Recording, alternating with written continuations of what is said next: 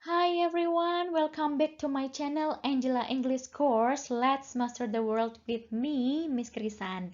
Oke, di video kali ini Miss Krisan akan menjelaskan tentang simple present tense. Jadi ada fungsinya, ada pola-polanya, beserta juga dengan contohnya. Jadi simak videonya sampai akhir, karena nanti di akhir Miss Krisan akan kasih kuis untuk mengecek pemahaman teman-teman tentang materi kali ini, dan juga ada bonus tentang important notes yang berkaitan dengan simple present tense. Jadi pastikan tonton videonya sampai akhir. Oke, semoga bermanfaat ya.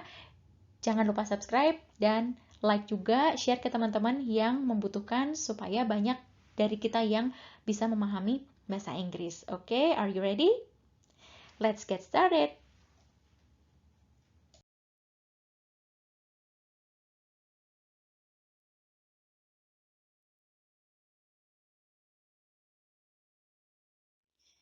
Oke, kita mulai dari fungsi. Jadi kita harus tahu dulu kapan kita menggunakan simple present tense. Oke, karena ini nanti yang membedakan tenses yang satu dengan yang lainnya. Oke.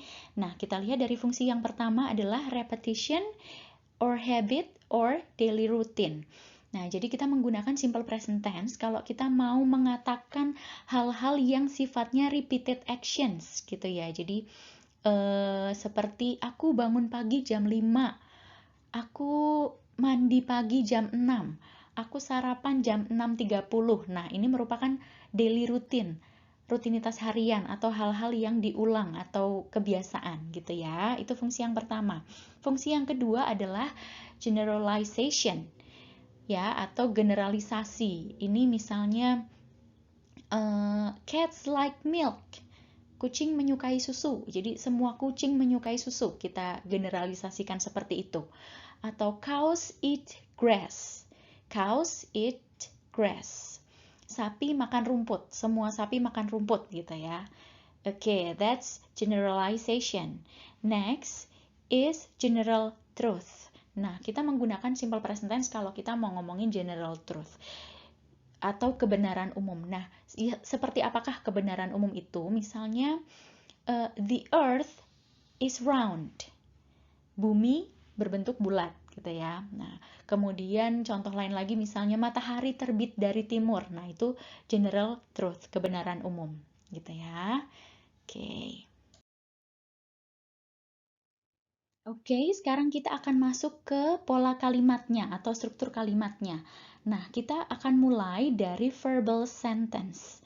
Verbal sentences, jadi kalimat verbal. Nah, kalimat verbal itu seperti apa? Yaitu kalimat yang menggunakan verb di dalamnya. Jadi untuk simple present tense nanti ada dua macam kalimat, verbal sentences and nominal sentences. Nah, kita akan masuk ke verbal dulu. Ya, verbal adalah kalimat yang menggunakan verb.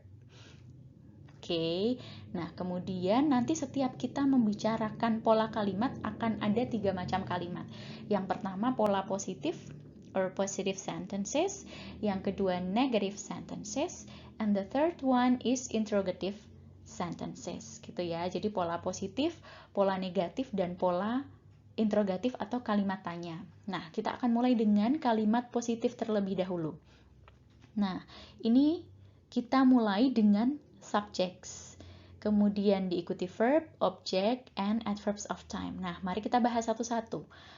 Untuk simple present tense, subjects-nya dikelompokkan menjadi dua kelompok ya. Kelompok yang pertama adalah they, we, I, you. Nah, cara teman-teman ingat aja Dewi, Ayu, atau Ayu, Dewi. Nah, gitu ya.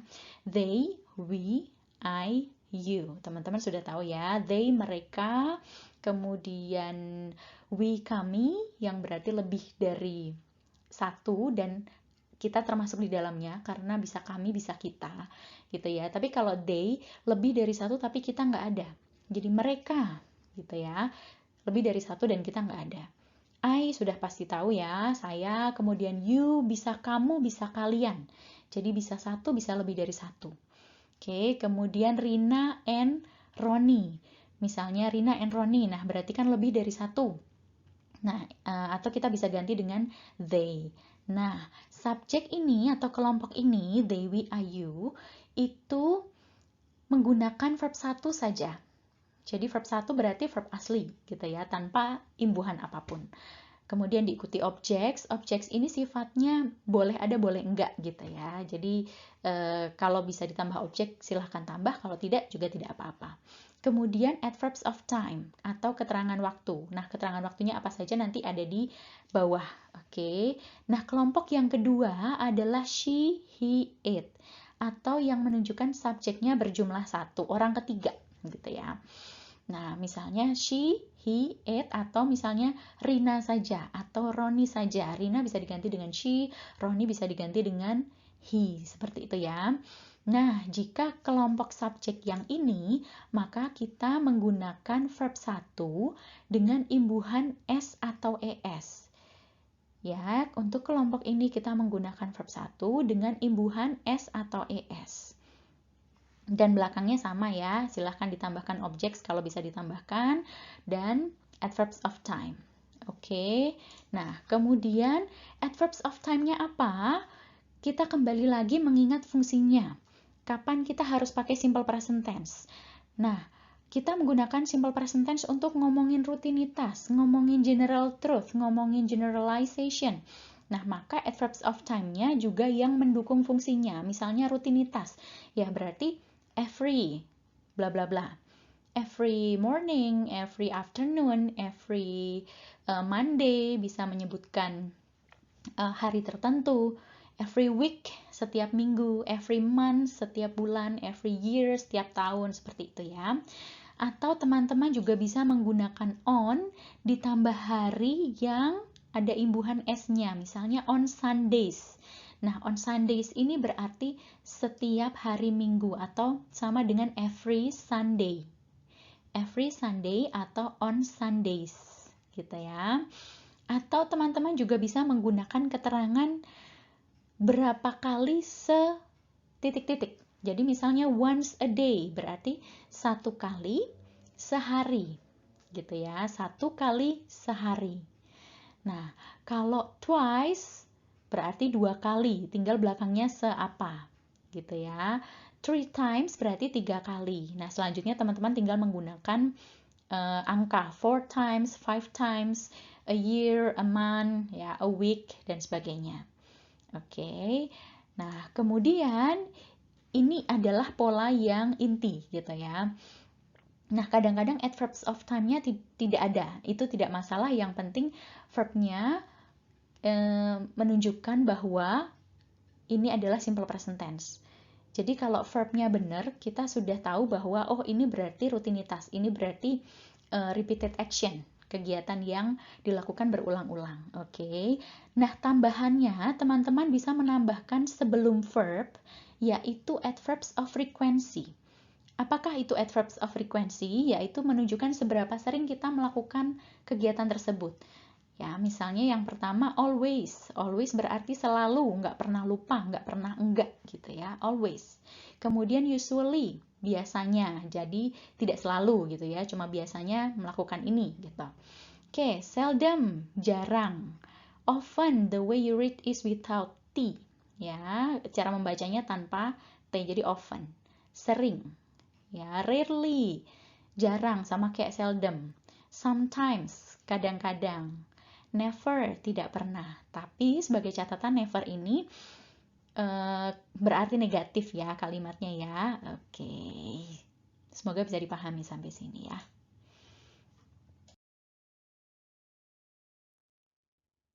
Oke, nah sekarang kita copy lagi pola positifnya di sini. Nah, dari sini apakah teman-teman mempunyai pertanyaan? Nah, pertanyaan yang sering muncul adalah untuk kelompok she, he, it, verb-nya kan harus ditambah s atau es ya, harus ada imbuhannya s atau es. Nah, pertanyaannya adalah kapan ditambah s, kapan ditambah es, gitu ya. Nah, penjelasannya seperti ini. Kita ambil satu contoh kata misalnya read. Read, membaca. Nah, kalau kita tambahkan s saja ada bedanya, maka kita tinggal tambahkan s. Misalnya read dan reads. Membacanya berbeda ya, yang tanpa S dan menggunakan S. Read dan reads. Membacanya berbeda, kelihatan bedanya, maka kita cukup menambahkan S saja. Ya, contoh lagi, misalnya write. Ya, nah ini berakhiran E. Maka kalau sudah berakhiran E, ya tinggal tambahkan saja S-nya. Tidak perlu kita tambah E lagi. Oke, write, writes.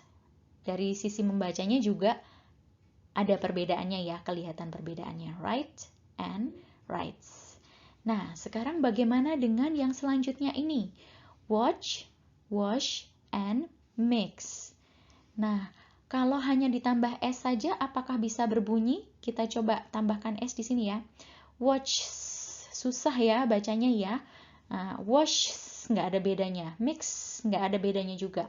Nah, kalau seperti ini kasusnya, maka kita harus menambahkan ES. Sehingga cara membacanya, E-nya ikut dibaca nih. Menjadi watches, washes, mixes. Sehingga kita tahu yang ditambah S dan yang tidak ditambah S, itu kita tahu gitu bedanya. Oh, watch berarti nggak ditambah S nih. Tapi kalau watches, oh berarti yang ditambah ES nih. Gitu ya, semoga bisa paham. Nah, sekarang yang selanjutnya lagi. Kalau verbnya atau kata kerjanya berakhiran Y. Ada dua macam nih. Yang pertama kita lihat, yang pertama play. Ya, play. Nah, play ini kita lihat huruf dari sebelumnya Y. Huruf sebelumnya Y adalah huruf vokal. Nah, kalau huruf vokal berarti nanti tinggal ditambahkan S saja menjadi plays. Plays. Ya, membacanya juga ada bedanya ya, play and plays. Nah, akan tetapi yang dua ini huruf sebelumnya Y adalah huruf mati atau huruf konsonan. Teman-teman sudah tahu ya, huruf vokal dan huruf konsonan ya. Huruf vokal adalah A, I, U, E, O. Huruf konsonan berarti selain A, I, U, E, O. Nah, yang sebelumnya Y, huruf mati nih ya, maka bentuknya menjadi seperti ini. Jadi kita harus menambahkan ES di belakangnya, tapi Y-nya berubah menjadi I. Ya, cara bacanya fries, cries. Ya, fry, cry. Ada bedanya ya, tapi dari sisi tulisan ada perubahan sedikit. Oke, nah kemudian ada pengecualian nih atau exception. Jadi dalam bahasa Inggris itu selalu ada aturan, tapi juga selalu ada pengecualian gitu ya. Jadi kita harus tahu aturannya apa, harus tahu juga pengecualiannya apa gitu ya, biar nggak salah. Nah, yang pertama adalah have. Harusnya kalau ikut aturan dia ditambah S gitu ya, haves gitu ya, haves gitu. Tapi karena ini pengecualian, artinya dia nggak ikut aturan. Maka bentuknya berubah menjadi has. Nah, yang pengecualian-pengecualian seperti ini yang teman-teman harus benar-benar ingat-ingat gitu ya. Oke, pengecualian selanjutnya adalah go. Ya, kemudian menjadi goes. Cara bacanya sih sama dengan kalau cuma ditambah S, tapi tulisannya ditambah ES gitu ya. Jadi have menjadi has, go menjadi goes.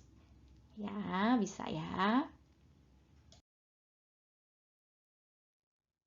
Yap, sekarang kita lihat examples, contohnya ya, masih di pola yang positif. Oke, yang pertama, Nina and Anton play guitar every night. Nina and Anton play guitar every night. Nah, Nina and Anton bisa diganti dengan they. Nah, karena they, maka verbnya kita menggunakan yang verb 1. Ya, kemudian guitar di sini adalah objek, every night menunjukkan rutinitas atau adverbs of time, keterangan waktu. Oke, next example. Nina plays guitar every night. Nah, Miss Kristen hanya mengganti subjek Nina and Anton menjadi Nina. Nah, maka kalau Nina diganti bisa menjadi she. Jadi ikutnya subjek kelompok kedua. Ya, she, he, it. Maka verbnya harus ditambahkan S. Plays guitar every night. Oke, gampang ya. Jadi teman-teman harus ingat-ingat ini masuk kelompok subjek yang mana nih? Verbnya ditambah S atau enggak nih, gitu ya.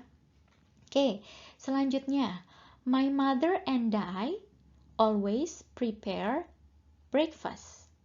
My mother and I always prepare breakfast. Oke, my mother and I bisa diganti dengan we. Nah, we ikut kelompok subjek 1 ya. Kelompok subjek 1. Sampai belibet ngomongnya nih. Oke, terus kita tambah adverb of frequency di sini. Ya, seberapa sering kita melakukan hal itu? Oh, always, selalu. Kemudian verb 1. Ya, selalu menyiapkan sarapan. Next, my father usually washes the car on Sundays. My father usually washes the car on Sundays. Ya, ayahku biasanya mencuci mobil setiap hari Minggu. Nah, karena my father bisa diganti he, masuk kelompok yang kedua. Maka kita menggunakan tambahan S atau ES di sini. Karena kata wash berakhiran SH, maka kita tambahkan ES. Gitu ya. Oke. Yap, kita akan lanjut ke kalimat negatif ya, negative sentence. Oke, di atas ini sudah ada urutannya ya, subjects, kemudian auxiliary. Auxiliary adalah kata bantu. Ya. Kemudian ditambahkan not, karena ini kalimat negatif maka ada tambahan kata not yang artinya tidak atau bukan. Ya, kemudian verb.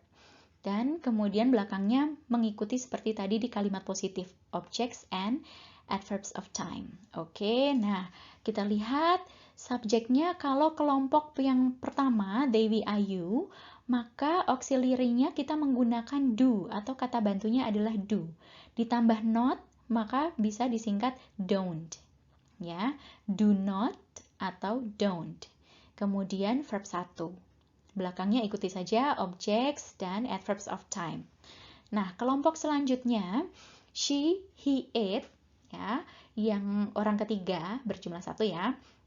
Auxiliary yang kita gunakan adalah does, kemudian ditambah not. Jika disingkat menjadi doesn't. Doesn't, ya. Nah, di sini catatan penting nih. Verb yang digunakan adalah verb 1. Jadi kalau tadi di kalimat positif, untuk kelompok subjek ini, verbnya menggunakan imbuhan S atau ES, tapi untuk di negative sentence, teman-teman menggunakan verb 1 saja, tanpa imbuhan SES. Caranya nginget-inget kayak gini nih, jadi S-nya di sini udah diambil sama does.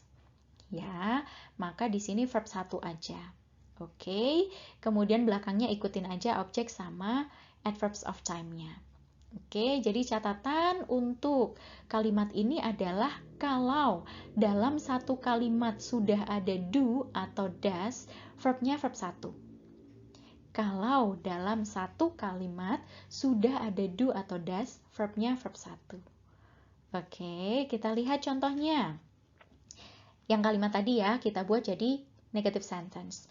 Nina and Anton don't play guitar every night. Nina and Anton don't play guitar every night. Nina dan Anton tidak bermain gitar setiap malam. Oke, contoh selanjutnya.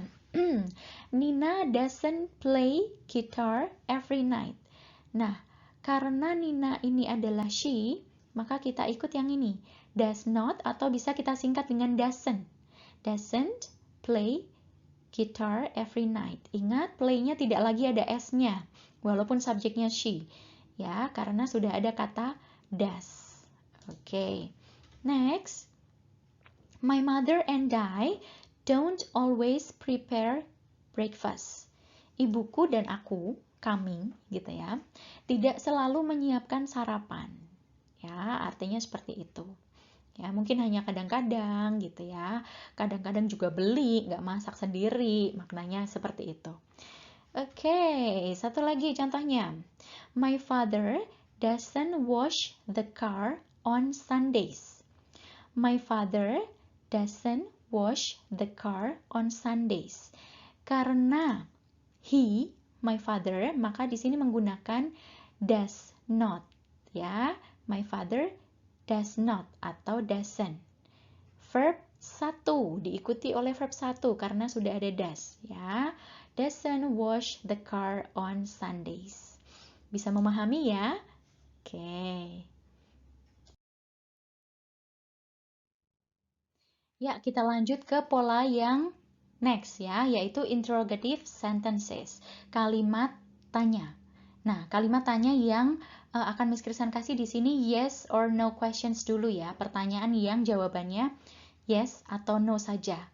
Gitu ya. Nanti ada lagi WH question yang what, when, where dan teman-temannya itu, tapi nanti ya. Yang part 1 hanya yes or no questions. Oke, nah kemudian di sini sudah ada urutannya ya. Auxiliary, kemudian plus subjects, kemudian plus verb. Belakangnya ikuti saja. Object plus adverbs of time. Oke, nah kita lihat tadi auxiliary-nya. Untuk subjects Dewi Ayu, maka auxiliary yang digunakan adalah do. Nah, do-nya tinggal tuker aja ke depan tuh yang tadi ya. Jadi kalau kita ingat pola kalimat negatif, subjek kemudian do atau does, nah auxiliary-nya tuker sama subjeknya. Ya, menjadi do subject kemudian verb one. Ya, belakangnya ikuti aja. Nah, kalau kelompok yang kedua berarti kita menggunakan does ya. Does she, does he, does it gitu ya. Terus verb 1. Nah, kenapa verb 1 tidak menggunakan s atau es lagi? Kita ingat yang tadi bahwa dalam satu kalimat kalau sudah ada do atau does, verbnya kembali ke verb awal, verb 1. Ya. Jadi tidak ada verb yang ditambahkan s atau es dalam interrogative sentences. Oke. Kita lihat contohnya. Oke. Yang pertama. Do Nina and Anton play guitar every night? Ya, nah Nina and Anton masuk di kelompok they, maka kita menggunakan auxiliary yang do. Do Nina and Anton play guitar every night?